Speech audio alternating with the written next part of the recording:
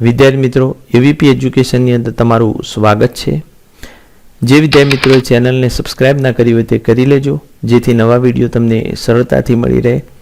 વિદ્યાર્થી મિત્રો આજે આપણે ધોરણ 8માં વિજ્ઞાન અને ટેકનોલોજી વિષયમાં પાઠ 1 પાક ઉત્પાદન અને વ્યવસ્થાપન એમાં સ્વાધ્યાય પોથીના પ્રશ્નોનું સોલ્યુશન જોઈશું। તો વિડીયોને ધ્યાનથી પૂરેપૂરો જોજો। નીચેના પ્રશ્નોના જવાબ યોગ્ય વિકલ્પ શોધીને લખો, સાચા વિકલ્પની સામે ખરાની નિશાની કરો। તો એમાં પહેલો વિકલ્પ છે આધુનિક સમયમાં ખેડ કરવા માટે કયા સાધનનો ઉપયોગ થાય છે? તો એનો જવાબ આવશે વિદ્યાર્થી મિત્રો કલ્ટિવેટર। એના પછી બીજો, વૈદિકભાઈ જમીનની ફળદ્રુપતા જાળવવા નીચેના પૈકી કયા ખાતરનો વધુ ઉપયોગ કરશે? તો એનો જવાબ છે વિદ્યાર્થી મિત્રો કમ્પોસ્ટ ખાતર, બરોબર। એના પછી આગળ નીચેના પ્રશ્નોના ઉત્તર આપો। તો એમાં ત્રીજો છે ખેતીની શરૂઆત થઈ તે પહેલાં મનુષ્ય ખોરાકમાં શાનો ઉપયોગ કરતો હતો? તો એનો જવાબ છે ખેતીની શરૂઆત થઈ તે પહેલાં મનુષ્ય ખોરાકમાં મુખ્યત્વે માંસ અને માછલીનો ઉપયોગ કરતો, સાથે શાકભાજી અને ફળ સહિત વનસ્પતિ પદાર્થોનો પણ ઉપયોગ કરતો હતો। એના પછી ચોથું, નીચેની લાક્ષણિકતાઓને આધારે પાકના પ્રકારોને વર્ગીકૃત કરો। તો એમાં પહેલું છે આ પાક વરસાદની ઋતુમાં થાય છે, તો એનો જવાબ છે ખરીફ પાક।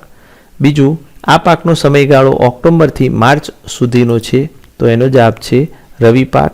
ત્રીજું, ડાંગર, મકાઈ અને સોયાબીન મારા પાકના ઉદાહરણો છે, તો એનો જવાબ છે ખરીફ પાક। એના પછી આગળ ચોથું, આ પાક શિયાળાની ઋતુમાં થાય છે, તો એનો જવાબ છે રવિ પાક। આ પાકનો સમયગાળો જૂનથી સપ્ટેમ્બર સુધીનો છે, એટલે કે વરસાદની સિઝન, તો એને કહેવાય ખરીફ પાક। છઠ્ઠો, ચણા, વટાણા અને ઘઉં મારા પાકના ઉદાહરણો છે, તો એને રવિ પાક કહેવાય। પાંચમો પ્રશ્ન, જમીનનું ખેડાણ કરવું શા માટે જરૂરી છે? તો જમીનનું ખેડાણ કરવાથી જમીનની માટી ઉપર નીચે થાય છે, તેથી જમીનમાં હવાની અવરજવર વધે છે અને પોચી બને છે, નીચે રહેલા પોષક તત્વો ઉપર આવે છે, આથી જમીનનું ખેડાણ કરવું જરૂરી છે। છઠ્ઠો, કઈ સિંચાઈ પદ્ધતિમાં પાણીનો બચાવ થાય છે? તો જવાબ છે વિદ્યાર્થી મિત્રો ટપક સિંચાઈ પદ્ધતિમાં પાણીનો બચાવ થાય છે। એના પછી સાતમો પ્રશ્ન, રણ પ્રદેશમાં સિંચાઈની કઈ પદ્ધતિ વધુ ઉપયોગી છે? તો એનો જવાબ છે રણ પ્રદેશમાં સિંચાઈ માટે ટપક સિંચાઈ પદ્ધતિ વધુ ઉપયોગી છે। એના પછી આઠમો પ્રશ્ન, નિંદણનાશકનો છંટકાવ શા માટે કરવો જોઈએ? તો એનો જવાબ છે ખેતરમાં પાક સાથે બિનજરૂરી છોડ, જેને નિંદણ કહેવાય, તો એ વધારે પ્રમાણમાં ઉગી નીકળે ત્યારે નિંદણનાશકનો છંટકાવ કરવો જોઈએ, બરોબર। નવમો, નિંદણનાશકના છંટકાવ વખતે ખેડૂતે કઈ કાળજી રાખવી જરૂરી છે? તો એનો જવાબ છે નિંદણનાશક દવાઓ માનવ શરીર માટે ખૂબ જ નુકસાનકારક હોવાથી શરીરને ઢાંકીને આંખ પર ચશ્મા અને માસ્ક પહેરીને તેનો છંટકાવ કરવો જોઈએ। એના પછી 10મો પ્રશ્ન, કમ્બાઈન મશીનનો ઉપયોગ જણાવો। તો એનો જવાબ છે પાકને કાપવા અને તેમાંથી બીજ કે દાણા કણસલામાંથી અલગ કરવા કમ્બાઈન મશીનનો ઉપયોગ થાય છે। એના પછી 11મો, પડતર જમીનમાં ખેતી કરવા તમે કઈ ખેત પદ્ધતિ અપનાવશો? તો પડતર જમીનમાં ખેતી કરવા હું પરંપરાગત ખેત પદ્ધતિ અપનાવીશ, બરોબર।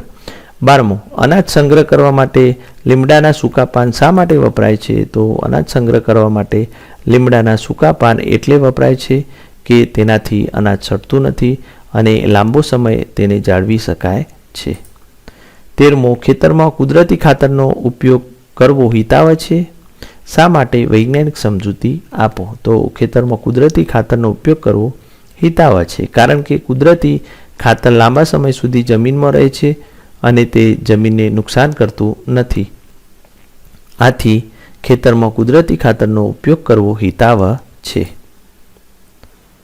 એના પછી 14મો પ્રશ્ન, નિસર્ગભાઈ અનાજના સંગ્રહ પહેલાં બીજને તાપમાં સૂકવે છે, તે આવું શા માટે કરતા હશે? વૈજ્ઞાનિક સમજૂતી આપો।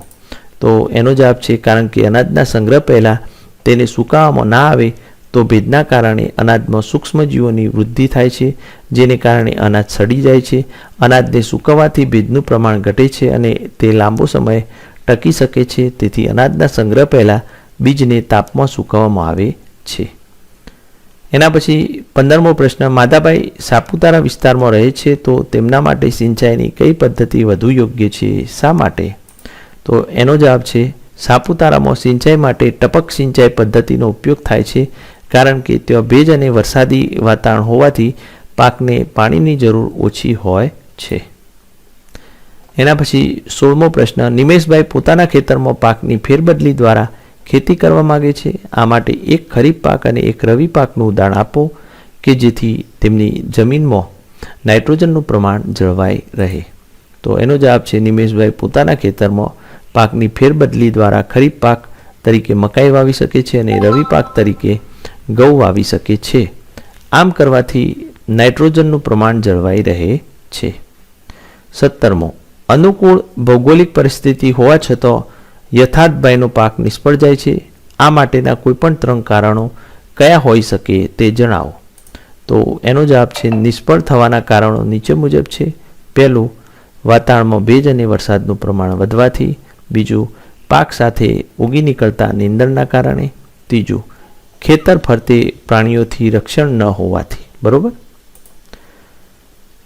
એના પછી 18મો પ્રશ્ન, વેદભાઈ ખેતરમાં જોત, ફાલ અને સાપ્ટ જેવા ભાગો ધરાવતા સાધનની મદદથી કામ કરી રહ્યા છે. તો આ કયું સાધન હશે અને કયું કામ કરી રહ્યા હશે તે લખો. તો એનો જવાબ છે વેદભાઈ હળનો ઉપયોગ કરી રહ્યા છે. હળ જમીન ખેડવા, ખાતર ભેળવવા અને નીંદણ દૂર કરવા માટે ઉપયોગ કરે છે. બરોબર. એના પછી 19મો પ્રશ્ન, નીચેની આકૃતિનો અભ્યાસ કરી તેમાં વપરાતા સાધનો ઓળખો. તો અહીંયા આકૃતિ આપેલી છે. અહીંયા થ્રેસિંગ, લણવું, ઉપણવું, એક્સ, વાય, ઝેડ. તો અહીંયા સાધનનું નામ લખવાનું છે કે એક્સ એટલે થ્રેસિંગ, લણવું અને ઉપણવું બધી ક્રિયાઓ થતી હોય એવું સાધન, તો એ છે કમ્બાઈન. વાય એટલે વિદ્યાર્થી મિત્રો અહીંયા લણવું, તો એમાં આવશે હાર્વેસ્ટર. અને ઝેડ એટલે ઉપણવાનું યંત્ર. બરોબર. એના પછી 20મો પ્રશ્ન, પાકની વાવણી કરતા પહેલા જમીનની ખેડ શા માટે કરવી જોઈએ?